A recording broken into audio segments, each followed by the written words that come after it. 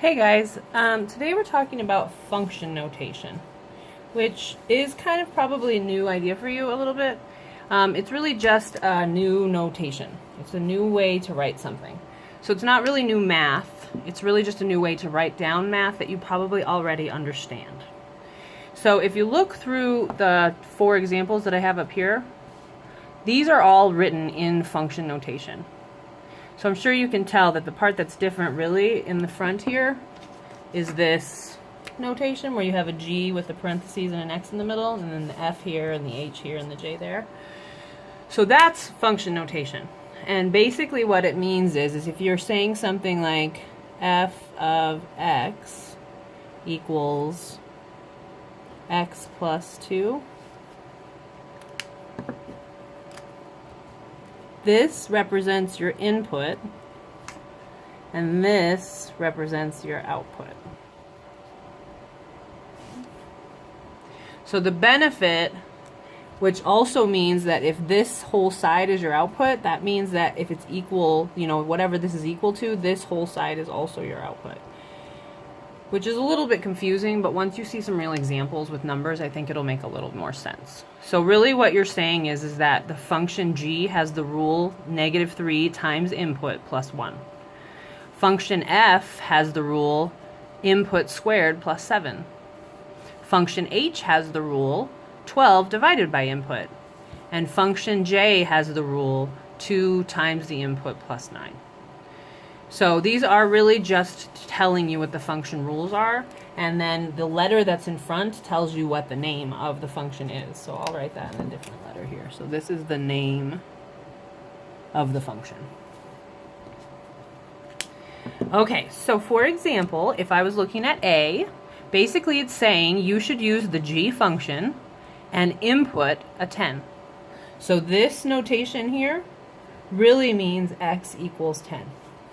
So one of the mistakes students make is they want to make this into some kind of a multiplication problem where they're saying it's like g times 10, and that is not what this says. So this is one situation where having something right up against a parentheses is not the same as a math operation.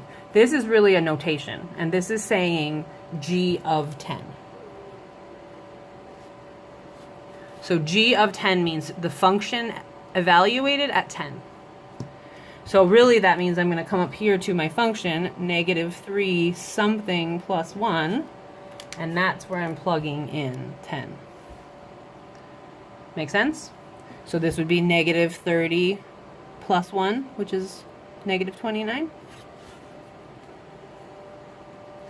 So I'm not going to finish this whole worksheet, so I'm not going to need the space for all of it. So I'm actually just going to cross this one off because I'm not going to use this one. But what this means is that g of 10 equals -29.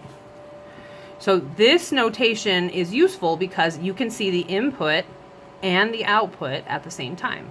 So you know that when you input a 10, you get back a -29.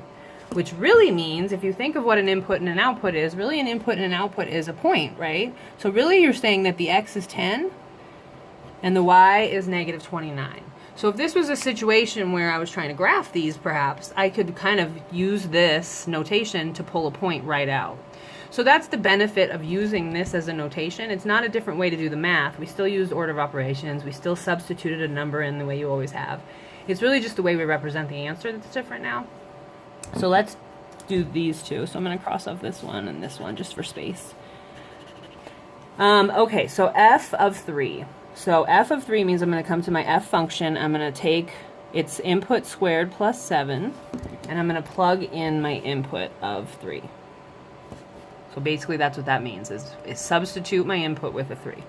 And then I just need to simplify this. So obviously exponents first. This is 9 plus 7, which equals 16.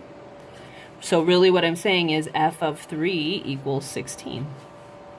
So as far as my input and output goes, I have 3, 16 as a point. All right, finally for this last one here, h. So the rule here is 12 divided by the input. So I'm going to do 12 divided by whatever the input was, which hopefully you know is -2. And so then if I simplify that, 12 divided by -2 is -6. which really means that h of negative 2 equals negative 6.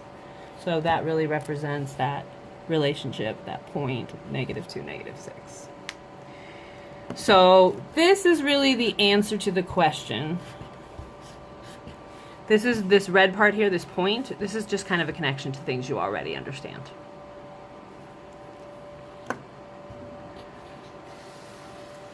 So I'm going to skip 2 because I don't want to do that one, but I do want to look at number 3 here. So if you're looking at this, really when it tells you that f of negative 1 equals 1, or f of 2 is 7, or f of 1 is negative 1, or f of 3 is 0, this doesn't necessarily, it's not asking you to solve anything. It's literally listing a point in a different way. This point is the point negative 1, 1. This is the point 2, 7. This is the point 1, negative 1.